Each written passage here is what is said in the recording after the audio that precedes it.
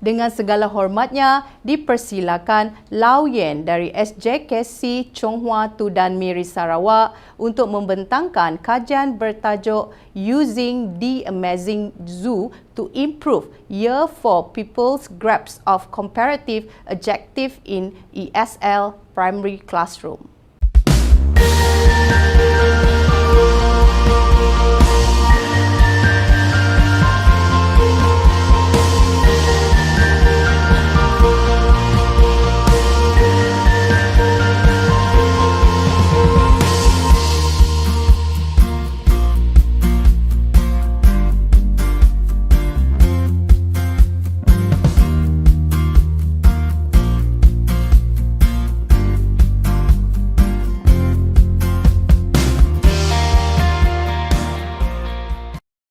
Hello and a very good day to everyone. I, Lau Yen from SJKC Chonghua Tudan, will be presenting an action research entitled Using the Amazing Zoo to Improve Year 4 Pupils' Grasp of Comparative Adjectives in ESL Primary Classroom. This action research is conducted by me and my other three colleagues, Cikgu Ching Zi, Cikgu Michelle Koo Sing Ying, and Cikgu Ling Ung Hung. Each group member has been invaluable in their collaboration, support, and commitment. Without further ado, let's look at the background of the study, teaching, and learning experience. In Malaysia, English is learned as the second language. Therefore, it will be a challenge for ESL learners because the exposure to the language is not as much as their mother tongue. Moreover, grammar is introduced to Malaysian National Primary School pupils at Year 4. To most of them, it is their first exposure to grammar, causing them to have difficulties or problems in understanding concepts of grammar. Comparative adjectives are used to compare differences between two objects that are similar. Chan in 2019 stated that without proper understanding of comparative adjectives, learners cannot perform tasks involving critical thinking skills while using English. According to Lightfoot in 2018, visual arts present fantastic opportunities for interaction, focused language work, and skills-based activities. Therefore, the Amazing Zoo is created to improve Year 4 pupils' grasp of comparative adjectives. The research focus is to improve Year 4 pupils' grasp of comparative adjectives. Majority of them do not speak English at home. The pupils are of mixed abilities. After several meetings, the researchers realized the same problem from their Year 4 pupils, where they were uninterested and not giving responses during lessons about grammar. The researchers interviewed their pupils and identified the reasons. The pupils could not understand and did not have the opportunity to use and practice the language. This was a cause and effect sequence in which it started when the pupils could not understand the concept and were lack of practice, which led them to think learning English is boring and meaningless. This demotivated them to learn. Consequently, their English language proficiency became low. Next, we'll look at the reflection of past teaching and learning. To solve this problem from the root, the researchers decided to motivate the pupils in order to let them learn. According to Moneva 2020, when correct learning styles are provided for the pupils, they will be self-motivated to learn. Hence, according to Gardner's multiple intelligence theory in 1983, the researchers have come up with an action plan that allows the pupils to interact with the learning content by drawing and coloring. This can diversify teaching methods and help learners to learn through visual arts, which eventually will keep the pupils motivated and engaged in learning. Diagnostic tests, interview with teachers, and document analysis were carried out to collect preliminary data, so researchers could determine pupils who could not master comparative adjectives and needed an action plan to help them to improve. Next, we will look at the selection of research focus and action. Criteria that were used in the selection of research focus are significance, collaboration, and relevance to school. Chemists and math target action research model in 1988 was chosen as a guide for this research. It has 4 steps in each cycle, which are plan, action, observe, and reflect. The researchers have carried out 2 cycles of action upon achieving the targeted results. In the second cycle, the plan was improvised to make the use of the amazing zoo more effective. Next, we'll look at the research objectives and questions. The research objectives are to explore the use of the amazing zoo in helping to improve Year 4 pupils' grasp of comparative adjectives in ESL primary classroom. It is also to investigate the use of the amazing zoo in helping to improve the teaching of comparative adjectives to Year 4 pupils. Therefore, the research questions are: does the amazing zoo help to improve Year 4 pupils' knowledge of comparative adjectives? How does the use of the amazing zoo help in the teaching of comparative adjectives? So these are the research questions and different data collection methods. Next, we'll look at the target group of this action research.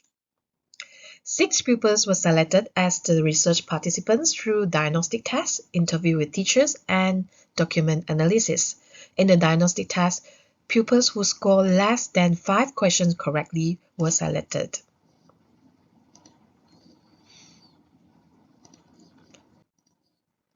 Next, we'll look at the implementation of research. This is the lesson plan during the implementation of the first cycle of the action plan. There were 3 visual arts activities in this application, the Amazing Zoo. The first activity was create your own zoo. An empty zoo picture was given to participants. They drew the animals based on the comparative adjectives given. The next activity was Little Detective. In each picture, certain characteristics were given using comparative adjectives. Here, they learned to distinguish differences with using comparative adjectives. The last activity was Choose the animals. The pupils selected the animals that had the same characteristics. This level is more challenging because there were more animals to be chosen at once. In the planning of the second cycle, we listed out all the aspects of winners and the reasons from the first cycle of action plan. Next, we implemented the Amazing Zoo to the pupils, but with the revised lesson plan. Every activity was the same as the first cycle except for time allocation and content in the lesson plan. Teacher also scaffolded the pupils throughout the action plan, even though the pupils had improved compared to the first cycle of action. In the first and second cycle of the action research, data was collected using pre- and post-action tests, observation checklists, and semi-structured interview. Pre- and post-action test was analyzed quantitatively, while observation checklists and semi-structured interview were analyzed qualitatively. Next, we will look at the observation and findings of the study. From the result of pre- and post-action tests, it clearly shows that the participants improved after the action implementation. In the pre-action test, pupils only scored 0% to 10%. After the first cycle, they improved significantly to between 70% to 90%. After improving the action plan, their results further rose to between 90% to 100%. So this is the finding of observation checklist. Based on item number 1, all observers ticked no in the first cycle.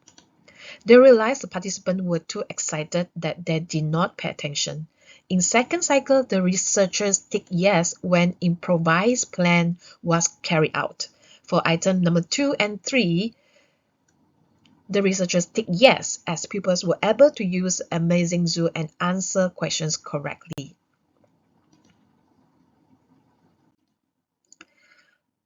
Next, we'll look at the findings of semi-structured interview with pupils. Based on interview question 1, all participants agreed they did not face any problems except for participant 3 and participant 5 in the first cycle. After improving the action plan, they did not face any problems in second cycle. For question 2, all participants answered the Amazing Zoo was useful in helping them to learn comparative adjectives in both cycles. Based on the findings, we found out that the Amazing Zoo does help to improve Year 4 pupils' knowledge of comparative adjectives in ESL primary classroom. Next, let us look at the research question 2. How does the use of the Amazing Zoo help in the teaching of comparative adjectives to Year 4 pupils?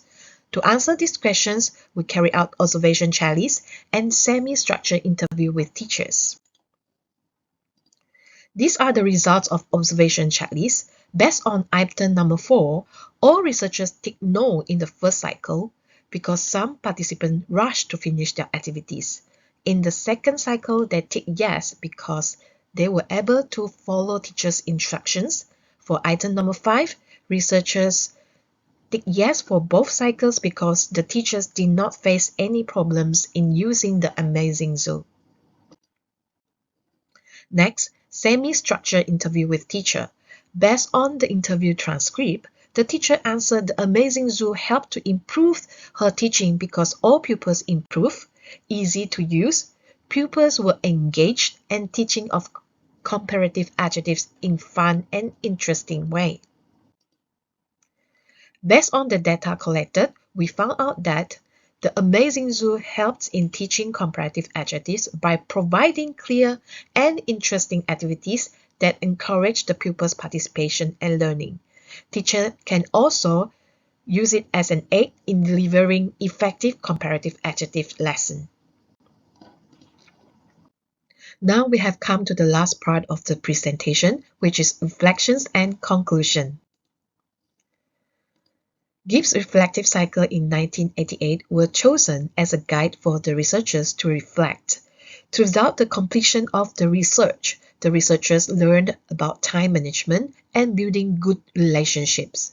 Motivation and attitude have huge impact on the researchers' teaching's belief. Hence, to let pupils learn, they must have motivation and positive learning attitude. Lastly, the researchers concluded teachers must know their pupils' learning needs so learning problems can be solved from the root.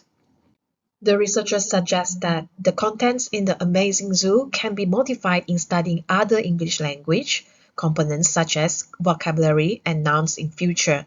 Ample time for the pupils to absorb the input is important. Clear and precise instructions are needed to guide law proficiency learners. More exercises can also be included as practice to the pupils. These are the references that we use in conducting the action research. Thank you for listening. Terima kasih kepada Lau Yen atas pembentangan sebentar tadi.